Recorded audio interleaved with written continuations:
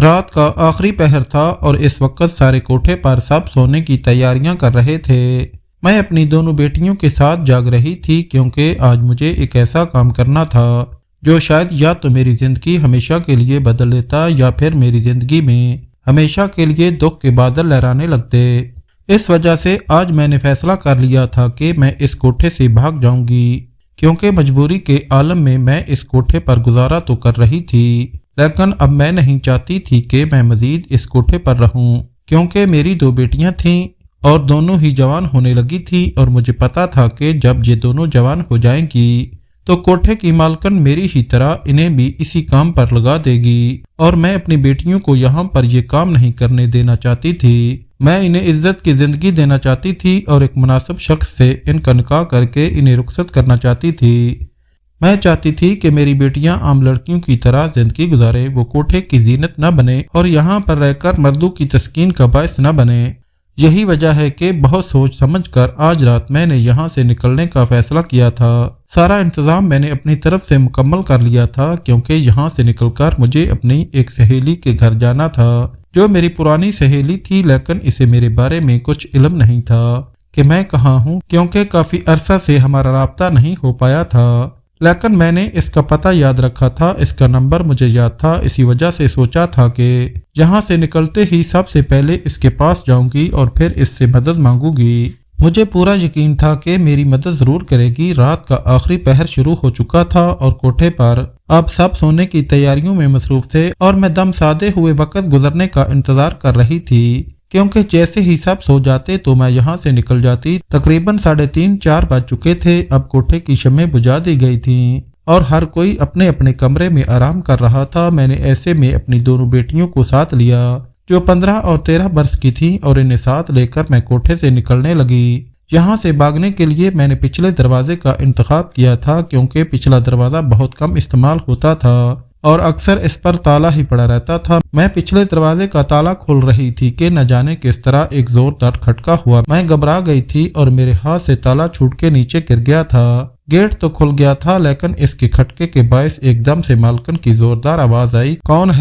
ہے وہاں پر؟ اور تبھی اگلے ہی لمحے وہ بالکونی میں آ کر کھڑی ہو گئی۔ اس نے مجھے جب گیٹ کے پاس دیکھا تو سمجھ گئی کہ یقیناً میں یہاں سے بھاگ رہی ہوں، کیونکہ میرے چہرے پر اس وقت خوف اور ہراس پھیل گیا تھا اور مجھے اس بات کی گھبراہٹ ہو رہی تھی کہ اگر آج میں یہاں سے نہ بھاگ سکی، اپنی بیٹیوں کو یہاں سے نہ لے جا سکی، تو پھر ساری زندگی میری بیٹیاں یہیں پر قید ہو کر رہ جائیں گی اور وہ کبھی یہاں سے نکل نہیں پائیں گی، اس زندگی کو اپنی زندگی بنا لیں گی، اور میں ایسا نہیں چاہتی تھی۔ اس لیے فوراً اپنی دونوں بیٹیوں کو اپنی سہیلی کا پتہ پکڑایا اور انہیں کہا کہ بیٹا کچھ بھی ہو جائے تم لوگ یہاں پر چلے جانا اور کسی بھی طریقے سے یہاں پہنچ کر اس سے بات کرنا۔ اس کا نام شازیہ ہے اور اسے میرے بارے میں بتا دینا۔ میں نے جلدی میں اپنی بیٹیوں کو یہ سب سمجھایا اور فوراً سر ہلاتی ہوئی پریشانی سے وہاں سے نکل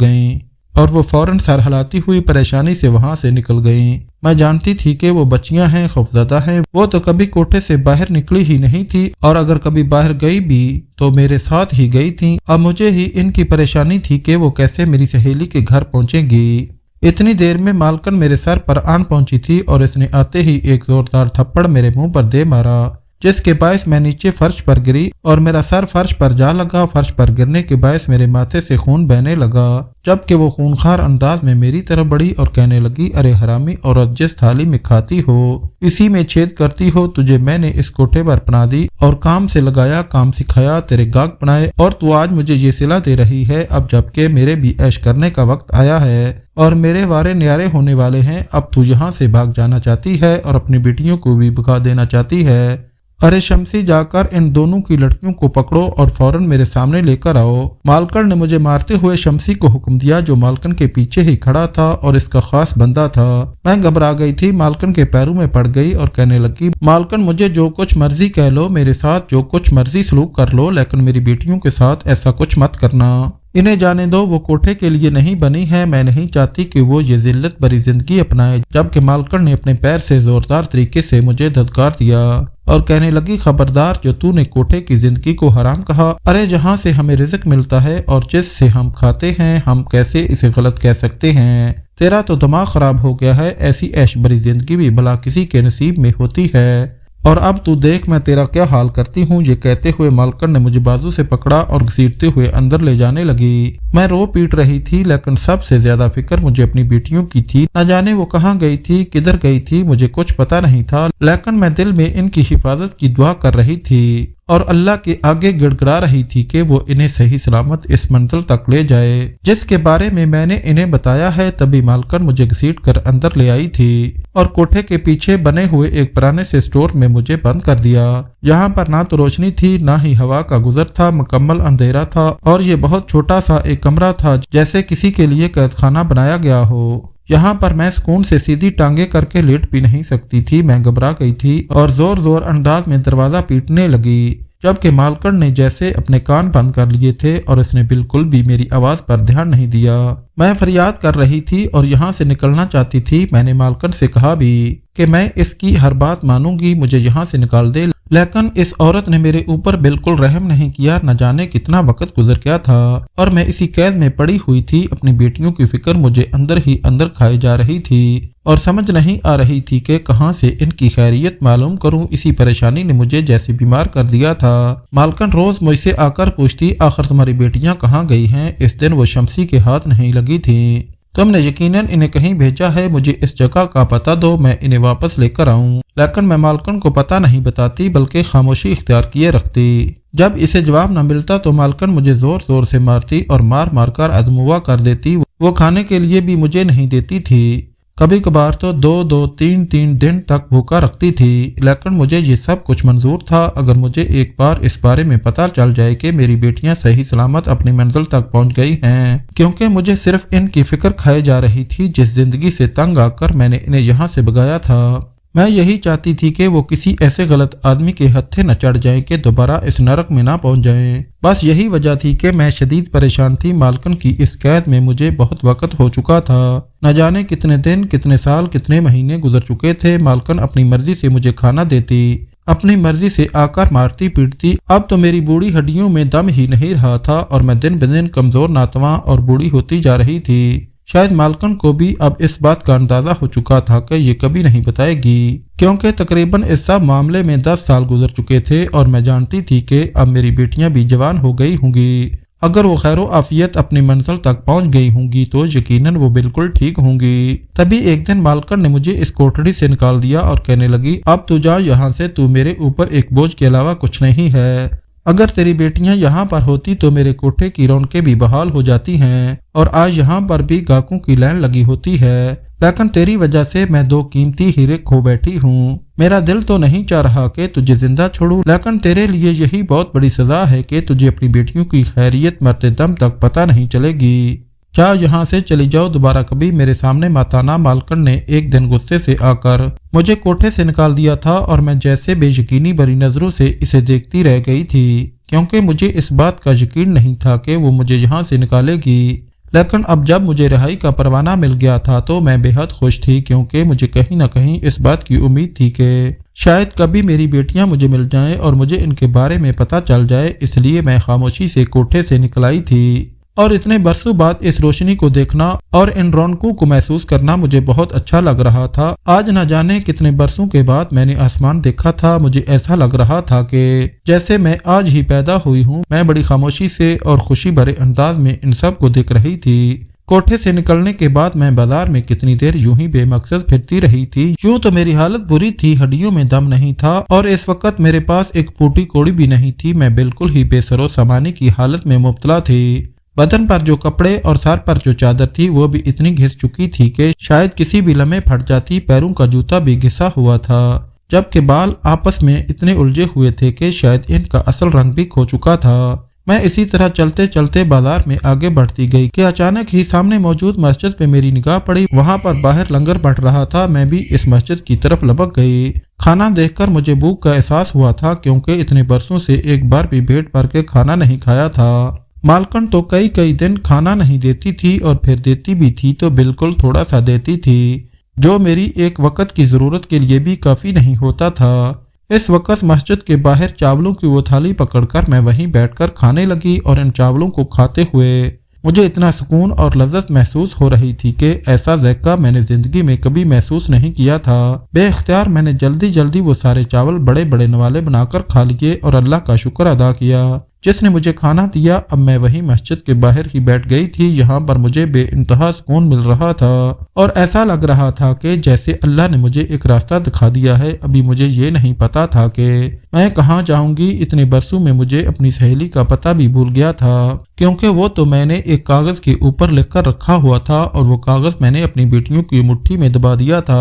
اب مجھے کچھ اندازہ نہیں تھا کہ میں کہاں جاؤں گی، کہاں سے انہیں ڈھونڈوں گی، لیکن دل کو ایک اطمینان ضرور تھا کہ اگر میری بیٹیاں بالکل صحیح سلامت ہوئی تو یقیناً ایک دن مجھے آ کر ملیں گی۔ اسی وجہ سے مسجد کے باہر بیٹھی ہوئی فریاد کر رہی تھی۔ خود میں اتنی ہمت نہیں پا رہی تھی کہ اندر جا کر اللہ سے رو رو کر گڑ گڑا کر مانگوں، کیونکہ اپنے وجود پر لگی ہوئی گندگی اور اپنی روح پر پھیلی ہوئی غلاظت نے مجھے شرمندہ کر رکھا تھا۔ میں جانتی تھی کہ میں اس قابل نہیں ہوں کہ اللہ کے سامنے حاضر ہوں، اس لیے باہر سے ہی بیٹھ کر رو کر اس کے آگے فریاد کر رہی تھی۔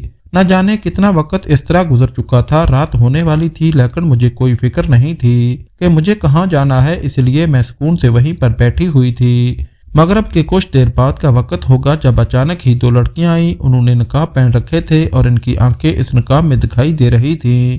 تبھی ان میں سے ایک کہنے لگی، ماں جی آپ ہمارے ساتھ چلے، ہم وہاں پر سب غریبوں کو کھانا کھلا رہے ہیں اللہ کے نام پر، آج ہم نے بہت بڑی نیاز دی ہے، آپ ہمارے ساتھ چلے۔ ان لڑکیوں نے ایک طرف اشارہ کیا تو میں اٹھ کر ان کے ساتھ چل پڑی، کیونکہ انہوں نے ایک تو بہت عزت اور محبت سے مجھے مخاطب کیا تھا اور دوسرا اللہ کے نام پر وہ کھانا کھلا رہے تھے، اس وجہ سے میں اٹھ کر ان کے ساتھ چل پڑی اور ان عورتوں میں آ کر بیٹھ گئی جو پہلے ہی اس دسترخوان پر موجود تھی۔ میری ہی طرح کی کئی بے بس اور غریب عورتیں وہاں پر بیٹھی ہوئی تھیں اور آرام سے کھانا کھا رہی تھی۔ میں نے بے اختیار آسمان کی طرف دیکھ کر اللہ کا شکر ادا کیا جس نے آج دن میں دوسری دفعہ کھانا نصیب کر دیا۔ پہلے بھی گرما گرم کھانا اللہ کے نام پر مل گیا تھا اور اب پھر گرما گرم کھانا میرا منتظر تھا۔ میں بے اختیار کھانے کی طرف متوجہ ہوئی، آہستہ آہستہ کھانا کھانے لگی تو تبھی وہ دونوں لڑکیاں جو مجھے یہاں پر لے کر آئی تھیں وہ باری باری سب کو کھانا دے رہی تھی۔ اب ان کے چہرے سے نقاب اتر گیا تھا اور ان کے چہرے دیکھ کر میں بے اختیار چونک اٹھی تھی، یوں لگ رہا تھا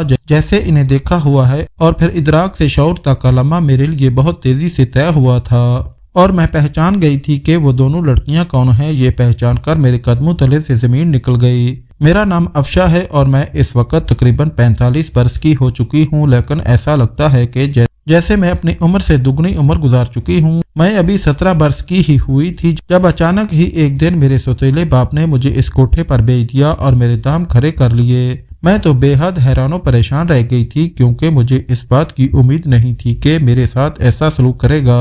وہ بہانے سے مجھے گھر سے لے آیا تھا اور یہاں پر آ کر اس نے مجھے مالکن کے آگے بھیج دیا۔ میں بہت روئی، گڑ گڑائی، بہت پر پھڑپھڑائے، لیکن کسی نے بھی میری فریاد پر کان نہیں دھرے تھے۔ کوٹھے میں تو روز نت نئی لڑکیاں آتی تھی اور اس طرح ان کے اپنے پیارے ان کو یہاں پر بھیج جاتے تھے۔ میری جیسی کئی لڑکیاں یہاں پر آ چکی تھی اور اب میں بھی یہاں پر تھی۔ رنگ برنگے چمکیلے لباسوں میں چمکتے ہوئے زیورات اور ڈھیروں ڈھیر میک اپ کے ساتھ سجی ہوئی لڑکیاں گاہکوں کو اپنی طرف متوجہ کرتی ہیں اور میں انہیں دیکھ کر گھن کھاتی تھی کیونکہ میں نے کبھی ایسا ماحول دیکھا ہی نہیں تھا۔ اماں نے بہت سادہ انداز میں میری پرورش کی تھی اور ہمیشہ نیکی کے راستے پر چلنے کی تلقین کی تھی، لیکن اماں کے مرنے کے بعد میرے سوتیلے باپ نے مجھے 2 مہینے کے اندر اندر ہی اس کوٹھے پر بھیج کر لاکھوں کما لیے تھے اور اب میں یہاں پر قید تھی۔ مالکن روز مجھے سمجھاتی، کبھی پیار سے ڈانٹتی، کبھی مارتی پیٹتی۔ وہ روز مجھے کام سے لگانے کی کوشش کرنا چاہ رہی تھی، لیکن میں یہ کام کرنا ہی نہیں چاہتی تھی، اسی وجہ سے انکار کر دیتی۔ کچھ دن اسی طرح گزر گئے تھے۔ مالکن نے مجھے قید میں رکھا ہوا تھا اور وہاں پر مجھے 3 وقت کا کھانا ملتا تھا، لیکن میں مالکن کی بات نہیں مانتی تھی اور اب اس نے مجھے مارنا پیٹنا شروع کر دیا۔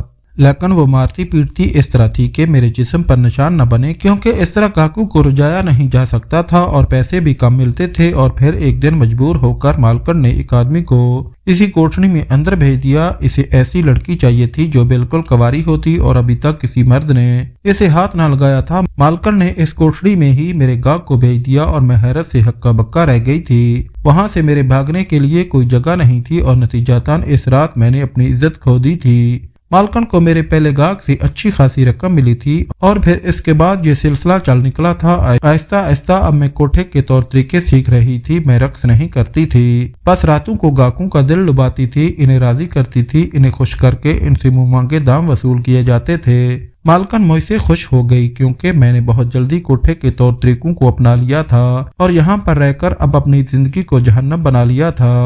मैं जैसे एक जिंदा लाश बनकर रह गई थी क्योंकि जानती थी यहाँ से मैं कहीं नहीं जा सकती। मुझे यहाँ पर आए हुए 6 महीने हो गए थे जब पहली बार मुझे उल्टी आई और पता चला कि मैं मां बनने वाली हूँ। ये एहसास ही बहुत खुशकुन था, लेकिन मैं एक बात से डरती थी कि कहीं अल्लाह मुझे बेटी न दे दे, क्योंकि मैं नहीं चाहती थी कि वो भी मेरी ही तरह इस कोठे पर जिंदगी गुजारे। इसलिए मैंने पूरे 9 महीने अल्लाह के आगे रो रो कर गिड़गिड़ा कर दुआ मांगी कि मुझे बेटी ना हो। और मालकन हमेशा कहका लगाकर हंसती और कहती, तू नहीं जानती कि कोठे पर ज्यादातर बेटियां ही होती हैं, इसलिए तो मैंने तेरा बच्चा जाया नहीं करवाया, क्योंकि मैं चाहती हूँ कि तेरी बेटी पैदा हो और तो इससे मुझे फायदा हो। कल को वो जवान होगी तो इस कोठे की रौनक बनेगी। मालकन बहुत खुश होते हुए जब ये कहती तो मैं नफरत से देखती और कहती, नहीं, मेरी बेटी यहाँ पर इस कोठे की जीनत नहीं बनेगी और ना ही मैं इसे बनने दूंगी। अव्वल तो मेरी बेटी होगी ही नहीं। मैंने अल्लाह से बहुत दुआ मांगी है और मुझे यकीन है कि वो मेरी दुआ टालेगा नहीं, लेकिन शायद अल्लाह भी मुझसे नाराज हो गया था। इसलिए मुझे ठीक 9 महीने के बाद बेटी हुई और बेटी देखकर मैं फूट फूट कर रो पड़ी थी। वो बेटी बहुत खूबसूरत थी और हाथ लगाने से जैसे मैली होती थी। मैंने तो इसे अपने परू में छुपा लिया, लेकिन मालकन मेरी हालत देखकर ऐसे मुस्कुराती थी जैसे कह रही हो, कर लो जो कुछ करना है कर लो, आखिरकार यहाँ पर मेरा ही हुक्म चलेगा। और मैं अंदर ही अंदर इस बात को जानते हुए खौफजदा हो जाती थी कि मैं कुछ भी कर लूंगी, यहाँ पर मालकन का सिक्का ही चलेगा। बेटी पैदा होने के कुछ दिनों के बाद ही मालकन ने मुझे दोबारा काम पर लगा दिया था और अब दोबारा से वही सिलसिला चल निकला था। मैं रातों को गाहकों को राजी करती और दिन में अपनी बेटी को संभालती थी। इस तरह दिन गुजरते जा रहे थे और बड़ी बेटी अभी साल की हुई थी जब अचानक मुझे दोबारा से ही खुशखबरी हो गई। अब की बार भी मालकन बेइंतहा खुश थी, लेकिन मैं जानती थी कि इस बार बेटा होगा। लेकिन नहीं, इस बार भी अल्लाह ने मेरी नहीं सुनी और फिर से मुझे एक बेटी से नवाज दिया और मैं अल्लाह की तरफ भी इख्तियारी शिकवा भरी नजरों से देखती रह गई। मैं चाहती थी कि मुझे बेटी ना हो। अल्लाह ने 2 बेटियां दे दी, लेकिन अब मैंने सोच लिया था कि दोबारा ऐसा कुछ नहीं करूंगी। अब मैं एहतियात करूंगी और कोई नया बच्चा नहीं पैदा करूंगी, क्योंकि मैं डर गई थी कि मेरी बेटियां ही पैदा होंगी। इसी वजह से मैंने अब पहले की निस्बत एहतियात करना शुरू कर दी थी और दोबारा मेरे कोई खुशखबरी नहीं हुई। मैं मुतमिन हो गई थी। वक्त यूं ही गुजर रहा था। मैं अपनी बच्चियों को छुपा कर रखती, इन्हें बस कमरे में ही बंद रखती, वहीं पर इन्हें सब कुछ मुहैया करती। खाना पीना खेलना कूदना वो सारा कुछ कमरे में ही करती थी। मैं नहीं चाहती थी कि वो कोठी की जिंदगी को देखें। लेकिन जब शाम को तरह तरह के गाहक आते और मौसीकी और शराब वगैरह का दौर चलता तो मेरी बेटियां अक्सर पूछती, अम्मा ये सब क्या है, आखिर यहाँ पर ऐसा क्यों होता है। तो मैं इन्हें कोई जवाब नहीं दे पाती। मैं नहीं चाहती थी कि इनके मासूम ज़हन ये सब कुछ सोचें और इन सब चीजों के पीछे छुपे हुए हक़ाइक़ को जाने, क्योंकि मैं नहीं चाहती थी कि वो मुझसे नफरत करें। और उन्होंने एक बार भी अगर मेरे बारे में गलत सोच लिया तो शायद मैं जीते जी मर जाती। मैं जानती थी कि मैं मजबूरी में यहाँ पर आई हूँ, लेकिन मेरी बेटियां यहाँ पर पैदा हुई थी और दोनों नाजायज औलाद थी। मुझे खुद भी सही तरीके से इनके बाप के बारे में इल्म नहीं था, लेकिन ये था कि मेरी बच्चियां यहाँ पर पल रही थी। ताहम दिल ही दिल में मैंने इस बात का इरादा कर रखा था कि जब भी मुझे मौका मिलेगा मैं यहाँ से भाग जाऊंगी और अपनी बेटियों को लेकर कहीं और बसेरा कर लूंगी, क्योंकि मैं इन्हें कोठे की जिंदगी नहीं देना चाहती थी। मैं नहीं जानती थी कि ये जिंदगी इनका मुकद्दर बने और यहाँ पर रहकर यही रंग ढंग अपनाकर गाहकों को खुश करती रहे। वक्त इसी तरह गुजर रहा था। जब मेरी बेटी 13 बरस की हुई तो एक दिन मालकन कहने लगी, बस अब 1-2 साल तक तुम्हारी बेटी की भी रोनुमाई कर दी जाएगी और फिर ये भी धंधे पर बैठेगी। मेरे ऐश करने के दिन तो अब आ रहे हैं। अब मैं भी पुरसुकून हो जाऊंगी। बारी बारी तेरी दोनों बेटियां काम से लगेंगी तो इस कोठे की रौनक बढ़ जाएगी और यहाँ पर गाहकों का आना जाना और बढ़ जाएगा, क्योंकि ऐसी कच्ची कली जैसी लड़की तो गाहक पसंद करते हैं। मालकन के इस आमियाना अंदाज ने मेरे अंदर आग सी भड़का दी थी। मैं गुस्से से बोली, हरगिज़ नहीं, मेरी बेटियां किसी मर्द के दिल लुभाने का बायस नहीं बनेगी। मैं इन्हें यहाँ पर नहीं रहने दूंगी। लेकिन मालकिन जोरदार कहका लगाकर हंसी और फिर कितनी देर तक हंसती रही और फिर कहने लगी, तू भी शुरू में यही कहती थी, लेकिन फिर धंधे से लगी ना और 2 नाजायज बेटियां भी पैदा कर ली। तेरी बेटियां भी यही सब कुछ करेंगी। तू जो मर्जी कर ले, जो मर्जी कह ले, तेरी नजरों के सामने मैं इन्हें इस धंधे पर बैठाऊंगी और तू कुछ नहीं कर पाएगी। मालकिन ने बड़े पुरयकीन लहजे में कहा। तो मैं इसे देखती रह गई। यूं लग रहा था जैसे इसने ठान ली है कि वो मुझे हर तरह से नुकसान पहुंचाएगी, मुझे हर चोट पहुंचाएगी। लेकिन मैंने भी अब दिल में इरादा कर लिया था कि अब मुझे यहाँ से निकलना है और अपनी बेटियों को इस माहौल से दूर रखना है। इसलिए एक दिन मैंने मंसूबा बना लिया और आधी रात के वक्त अपनी बेटियों को लेकर यहाँ से फरार होने लगी। जब मालकिन ने मुझे देख लिया, मैं तो फिर यहाँ पर रुक गई, जबकि अपनी बेटियों को यहाँ से भगा दिया। लेकिन इस दिन से एक लम्हा भी मेरा सुकून से नहीं गुजरा था। एक तरफ तो मुझे ये बेचैनी थी कि न जाने मेरी बेटियां किस हाल में हैं, और दूसरी तरफ मालकिन ने मुझे कैद में डाल दिया था और रोज मारती पीटती थी। इस तरह 10 साल गुजर गए और जब मालकिन ने आज मुझे कैद से रिहा किया तो मैं बेयकीनी की कैफियत से कोठे से निकल आई थी। गली गली बाजार बाजार फिरते हुए मैं इस मस्जिद के बाहर आ बैठी, जहाँ पर वो मेहरबान लड़कियां मुझे मिली और मुझे खाना खिलाने के लिए इस तरफ ले गईं, जहाँ पर उन्होंने इंतजाम कर रखा था। तभी मैंने जब इनके चेहरे देखे तो एकदम चौंक उठी थी, क्योंकि इनके चेहरों पर एक बहुत जाना पहचाना सा तसर था। एक अजीब सी ऐसी कशिश थी जो मुझे अपनी तरफ खींच रही थी। बेख्तियार मैं इनकी तरफ बढ़ी और कहा, तुम दोनों के नाम क्या हैं? तो कहने लगी, मेरा नाम सारा और मेरी बहन खुमेरा है। इन दोनों के नाम सुनकर मेरे कदमों से जमीन निकल गई थी। तभी मैंने बेख्तियार इसका चेहरा अपने हाथों में थाम लिया और कहा, सारा मेरी बेटी, मेरी बच्ची। मेरी कैफियत जैसे दीवानों वाली हो गई थी और आंखों से आंसू बहने लगे थे, जबकि वो हैरत से मुझे देख रही थी और इसकी आंखों में उलझन तैर रही थी। तभी एकदम वो ऐसा से बोली, अम्मा। इसके होंठों से अम्मा निकला तो मैं बेइख्तियार इसके सीने से लग गई और फिर फूट फूट कर रोने लगी, जबकि वो भी शिद्दत से रो रही थी। मैं जान गई थी कि वो मेरी बच्ची है। इसने भी मुझे पहचान लिया था, क्योंकि इन 10 सालों ने मेरे ऊपर बहुत ज्यादा असर छोड़ा था और मैं अब बिल्कुल वैसी नहीं रही थी जैसी पहले होती थी। इस वक्त मेरे चेहरे पर बढ़ती उम्र के साए लहरा रहे थे। इतनी देर में हुमेरा भी करीब आ चुकी थी। इसने भी मुझे पहचान लिया तो हम तीनों माँ बेटियां रोने लगी थी। वहाँ पर मौजूद हर शख्स हमें रोता देखकर हैरान था। तभी रो देने के बाद मैंने इन दोनों बेटियों के चेहरे को थामा और कहा, शुक्र है खुदा का, इसने मेरे मरने से पहले तुम लोगों को मुझसे मिलवा दिया और मैं ये जान पाई कि तुम लोग बिल्कुल ठीक हो, वरना मेरा एक एक लम्हा बहुत भारी गुजर रहा था। मुझे एक पल भी यकीन नहीं आता था, क्योंकि मुझे यही परेशानी लगी रहती थी कि तुम दोनों ठीक भी हो या नहीं। मैं हमेशा इस फिक्र में खुलती रहती थी। मैंने जब इन दोनों को अपने सामने सही सलामत देखा तो इन्हें कहा। तभी सारा कहने लगी, अम्मा, आपने इस रात हमें तो वहाँ से भगा दिया था, लेकिन हमें भी आपकी फिक्र खाई रहती थी। हम इसी परेशानी में रहते थे कि न जाने कोठे की मालकिन ने आपके साथ क्या सलूक किया होगा, न जाने आप जिंदा भी होंगी कि नहीं। कई बार सोचा कि कोठे पर जाकर देखती हैं, लेकिन फिर आपकी दी हुई कसम का ख्याल आ जाता, क्योंकि आपने कहा था कुछ भी हो जाए वापस यहाँ पर पलट कर मत आना और ना ही पीछे मुड़कर देखना। इस वजह से हमारे कदम रुक जाते थे, लेकिन आपकी फिक्र और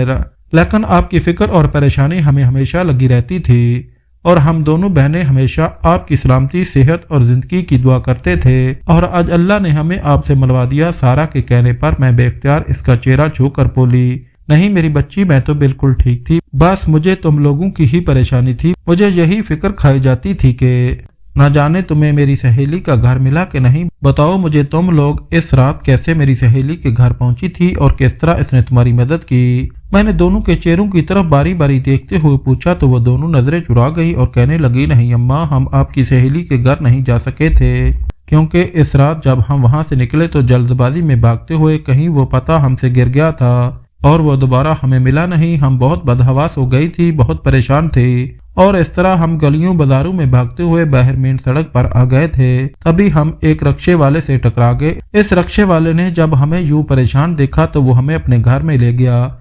इसके घर में इसकी माँ और 2 बहनें मौजूद थी। वहां पर जब हम पहुंचे तो पहले तो हम बहुत खौफजदा थे, लेकिन फिर जब इस रक्शे वाले की माँ ने बहुत नरमदिली और मोहब्बत से हमारे बारे में पूछा तो हमने इससे कुछ नहीं छुपाया और इसे सब कुछ बता दिया, जिसे जानकर वो फिक्रमंदी से कहने लगी, खुदा करे कि तुम्हारी माँ बिल्कुल ठीक हो और जल्द तुम्हें ढूंढ निकाले। तुम लोग तब तक यहीं पर रहो, मुझे कोई परेशानी नहीं है। जहाँ पर मेरी 2 बेटियां पल रही हैं वहीं मैं तुम दोनों को भी पाल लूंगी اور اللہ رزق دینے والا ہے۔ میرے بیٹے نے بہت اچھا کیا جو تم لوگوں کو گھر تک لے آیا، ورنہ نہ جانے زمانے کی ٹھوکریں تمہیں کہاں تک لے جاتی۔ ان اماں کی بات سن کر ہم بھی خاموش ہو گئے تھے، کیونکہ پہلی بار ہم کوٹھے سے نکلے تھے اور ہمیں اندازہ نہیں تھا کہ ہمیں کہاں پر جانا ہے۔ اسی وجہ سے ہم نے ان کی بات مان لی اور وہیں پر رہنے لگی۔ ان کی بیٹیوں کے ساتھ ہم سکول جاتے تھے، ہم نے پڑھائی شروع کر دی تھی اور پھر ہم ان کے ساتھ ہی رہ کر گھر پہ سلائی کڑھائی کا کام کرنے لگی۔ ایسا ایسا کر کے ہمیں یوں ہی لگنے لگا جیسے ہم وہیں پر رہتے ہیں اور اسی گھر میں پیدا ہوئے پلے بڑے۔ ہمیں آپ کی یاد تو آتی تھی، لیکن پھر ایک ایک بات کا احساس ہوتا کہ شاید کبھی نہ کبھی آپ ہم سے ملنے کے لیے خود ہی آ جائیں۔ دل میں آپ کی سلامتی کی دعا ہمیشہ رہتی تھی، کیونکہ آپ نے اپنی جان کی قربانی دے کر ہمیں وہاں سے نکالا تھا اور ہمیں اس بات کا ڈر تھا کہ کہیں مالکن آپ کو کوئی نقصان نہ پہنچا دے۔ سارا اور ہمیرا کے منہ سے یہ سب سن کر میں بے حد حیران رہ گئی تھی۔ مجھے جیسے یقین نہیں آ رہا تھا کہ دنیا میں اب بھی ایسے لوگ موجود ہیں جو اتنے فرشتہ صفت ہیں کہ وہ دوسروں کی بہنوں بیٹیوں کی عزت کی پرواہ اس طرح کرتے ہیں جیسے وہ اپنی بیٹیوں کی عزت کرتے ہیں۔ یہی وجہ تھی کہ میں بے حد خوش ہو گئی اور کہا، اب تم لوگ کیا کرتی ہو؟ کیا تم لوگوں کی شادیاں ہو چکی ہیں؟ میری بات سن کر دونوں مسکرا دیں اور کہنے لگے، نہیں اماں، ابھی ہم نے شادی نہیں کروائی ہے، دراصل اب ہم نوکری کرتی ہیں۔ پڑھ لکھ کر ہم ایک مقام پر پہنچ گئی ہیں۔ میں ایک کالج میں لیکچرار ہوں، جبکہ خمیرہ ایک گورنمنٹ کے ادارے میں نوکری کرتی ہے۔ ہمارا ایک اچھا سلسلہ چل نکلا ہے۔ ان اماں کے ساتھ ہی ہم رہتے ہیں اور بالکل ان کو اپنی ماں کی طرح سمجھتے ہیں۔ آپ بتائیں، آپ اتنا عرصہ کہاں رہیں؟ آپ نے ہمیں ڈھونڈنے کی کوشش کی اور اب آپ کی یہ حالت ہو گئی ہے۔ سارا نے فکر مندی سے میرے چہرے کی طرف دیکھتے ہوئے جب پوچھا تو میں نے اسے اپنے ساتھ گزرنے والے سارے حالات و واقعات کے بارے میں بتا دیا اور کہا، تم لوگ تو وہاں سے چلی گئی تھی، لیکن مالکن نے مجھے نہیں چھوڑا اور قید میں ڈالے رکھا۔ اس نے آج ہی مجھے اس قید سے نکالا ہے، کیونکہ اسے اب اس بات کا یقین ہو گیا تھا کہ میں کبھی اسے اپنی بیٹیوں کا پتہ نہیں دوں گی۔ اور دیکھو، آج ہی میں وہاں سے نکلی اور اللہ نے آج تم لوگوں سے ملوا دیا۔ شاید اللہ یہی چاہتا تھا اور میں اس لیے بے حد خوش ہوں کہ تم لوگ بالکل صحیح سلامت ہو اور اپنے پیروں پر کھڑی ہو چکی ہو۔ میں نے مطمئن انداز میں کہا تو وہ بھی جیسے پرسکون ہو گئی۔ میں اللہ کا بے حد شکر گزار تھی کہ میری دونوں بیٹیاں بالکل صحیح سلامت تھیں اور اب وہ ایک مقام پر پہنچ گئی تھی، اس مقام پر جس کا میں نے خواب دیکھا تھا، اور میرے اطمینان کے لیے یہی بات کافی تھی۔ میں ان دونوں کے ساتھ ہی ان کے گھر چلی گئی، کیونکہ میں اپنی اس موسنا کا شکر ادا کرنا چاہتی تھی جس نے میری بیٹیوں کو اپنے پاس رکھا اور ان کی پرورش اتنے اچھے انداز میں کی۔ وہاں پہنچ کر جب انہیں یہ معلوم ہوا کہ میں سارا اور ہمیرا کی والدہ ہوں تو وہ بھی بے حد خوش ہوئی تھی۔ یوں لگ رہا تھا کہ جیسے کئی برسوں کے بعد ہم ملے ہیں اور ایسا لگ رہا تھا کہ جیسے اب سب کچھ بدل چکا ہے۔ ان کے بے حد اصرار پر میں بھی وہیں پر رہنے لگی، حالانکہ مجھے شرم آ رہی تھی، لیکن سارا اور ہمیرا کا بھی یہی اصرار تھا کہ ہم دونوں ماؤں کے بغیر نہیں رہ سکتے، اسی وجہ سے ہم ایک ہی جگہ پر رہیں گے۔ میری دونوں بیٹیاں نوکری کرتی تھی اور اس گھر کا خرچ انہوں نے ہی اٹھایا ہوا تھا، اور یہاں پر رہ کر مجھے اس بارے میں اندازہ ہوا تھا کہ اس موسنا نے میری بیٹیوں کی پرورش بہت اچھے طریقے سے کی تھی۔ سارا اور ہمیرا اب بہت خوش رہنے لگی تھیں اور میرا اب بھی یہی خیال تھا کہ ان کی شادی کر دی جائے، کیونکہ میں ان کا گھر بسا ہوا دیکھنا چاہتی تھی۔ میرا اپنا گھر تو بس نہیں سکا تھا، لیکن میں چاہتی تھی کہ میری بیٹیاں عام لڑکیوں کی طرح زندگی گزاریں اور ان کا اپنا ایک گھر ہو، شوہر ہو، بچے ہوں، جہاں پر وہ کسی کی محتاج نہ ہوں۔ یہی وجہ تھی کہ جب ایک دن میں نے اپنی موسنا سے کہا کہ میں چاہتی ہوں کہ اپنی دونوں بیٹیوں کی شادی کر دوں تو وہ کہنے لگی، میں تو کافی عرصے سے انہیں کہہ رہی ہوں، لیکن ابھی یہ مان نہیں رہی، شاید آپ کی بات مان جائیں۔ اسی وجہ سے انہوں نے بات میرے اوپر چھوڑ دی اور میں نے اسی رات سارا اور ہمیرا کو اپنے پاس بلا کر کہا، میری بچیوں، تمہارے حوالے سے میں نے جو خواب دیکھا ہے وہ پورا ہوا۔ اب میرا ایک اور خواب ہے، میری ایک اور خواہش ہے، مرنے سے پہلے اسے بھی پورا کر دو۔ میں نے بڑے التجائیہ انداز میں جب ان کی طرف دیکھ کر یہ کہا تو کہنے لگی، آپ بتائیں تو صحیح، آخر ایسی کیا بات ہے؟ ہم دونوں پوری کوشش کریں گی کہ آپ کی بات مان لیں اور آپ کی وہ خواہش پوری کرے۔ سارا نے میری طرف دیکھ کر یقین دہانی کروائی تھی۔ میں نے اپنی خواہش ان کے سامنے رکھ دی، جسے جان کر وہ چپ کر گئی، اور تبھی کچھ دیر کے بعد سارا کہنے لگی، اماں آپ کی بات بالکل ٹھیک ہے، ہمیں گھر بسا لینا چاہیے، لیکن نہ جانے کیوں دل ڈرتا ہے۔ اگر اس شخص کو ہمارے ماضی کے بارے میں علم ہو گیا، اگر اسے یہ پتا چل گیا کہ ہم کوٹھے پر رہتے تھے اور کوٹھے پر ہی پیدا ہوئی ہے، ہمارے باپ کا بھی کچھ پتا نہیں، تو ہم کیا جواب دیں گے؟ ہم کس طرح اس حقیقت کا سامنا کریں گے؟ اسی حقیقت سے بچتے ہوئے ہم نے آج تک شادی کا نام نہیں لیا اور ہم شادی کرنا بھی نہیں چاہتی، کیونکہ مرد میں اتنا ظرف نہیں ہوتا کہ وہ ہمارے ماضی کے ساتھ ہمیں قبول کریں۔ یہی وجہ ہے کہ ہم نے شادی کا صفحہ پھاڑ دیا ہے اور ہم یہی چاہتی ہیں کہ اپنی زندگی اس طرح گزار دیں۔ حمیرہ نے بہت سنجیدگی سے جب مجھے یہ کہا تو میں اس کی عقل اور سمجھ پہ دنگ رہ گئی تھی، کیونکہ وہ جو کچھ بھی کہہ رہی تھی بالکل ٹھیک کہہ رہی تھی۔ واقعی مرد میں اتنا ظرف نہیں ہوتا کہ وہ کوٹھے پر رہنے والی ایک عورت کو قبول کرے، چاہے وہ عورت صاف ستھری ہی کیوں نہ ہو، کنواری ہی کیوں نہ ہو، ان چھوئی ہی کیوں نہ ہو۔ مرد کو تو پھر بھی شک رہتا ہے، وہ تو اپنے گھر کے چار دیواری میں قید عورت کو بھی پاک صاف نہیں سمجھتا ہے، بلکہ اسے بھی شک کی نگاہ سے دیکھتا ہے، تو پھر کوٹھے پہ رہنے والی عورت کو وہ کیسے اپنا سکتا تھا؟ میں حمیرہ کی بات کی حقیقت جان کر خاموش ہو گئی تھی اور جان چکی تھی کہ میری بیٹی نے جو کچھ بھی کہا ہے وہ بالکل صحیح کہا ہے۔ واقعی اگر ایسا کوئی مرد ان کی قسمت میں آ گیا تو پھر وہ دونوں کیا کریں گی؟ ان کی زندگی تو جہنم بن کر رہ جائے گی، لیکن کیا صرف ایک ڈر کی وجہ سے وہ اپنا گھر نہیں بسائیں گی؟ اس بات نے میرا دل جیسے مٹھی میں جکڑ لیا تھا۔ میں نے سوچ لیا تھا کہ اپنی بیٹیوں کا گھر بسانے کی کوشش ضرور کروں گی، شاید کہ میری بیٹیوں کی قسمت میرے جیسی نہ ہو، ان کی قسمت مجھ سے الگ ہو اور انہیں ایک گھر کا سکھ نصیب ہو۔ شاید کوئی ان کا دل دیکھے، ان کی روشن سوچ کو دیکھے، ان کی روح کو سمجھے، شاید کوئی ایسا مرد ہو جو حقیقت میں انہیں چاہے، نہ تو اسے ان کے ماضی کی کوئی پرواہ ہو، اسے میری بیٹیوں کے دل کی فکر ہو، شاید کوئی ایسا شخص مل ہی جائے۔ میں بہت پر امید تھی، کیونکہ میرے اللہ نے اس رات میری بیٹیوں کی حفاظت کی تھی اور انہیں باحفاظت ایک ایسے گھر میں پہنچا دیا تھا جہاں پر ان کی پرورش بالکل بیٹیوں کی طرح ہوئی تھی، اور میں جانتی تھی کہ اللہ بڑا بے نیاز ہے، وہ آگے بھی میری مدد ضرور کرے گا اور آگے بھی کبھی مجھے مایوس نہیں کرے گا۔ اسی امید کے تحت میرا چہرہ چمک اٹھا تھا اور میں جان گئی تھی کہ مجھے صرف اللہ سے مانگنا ہے، اور پھر اللہ نے جب کن کہہ دینا ہے تو یقیناً وہ کام ہو کر رہ جائے گا۔ میں اسی معاملے پر اللہ پر یقین رکھتی تھی۔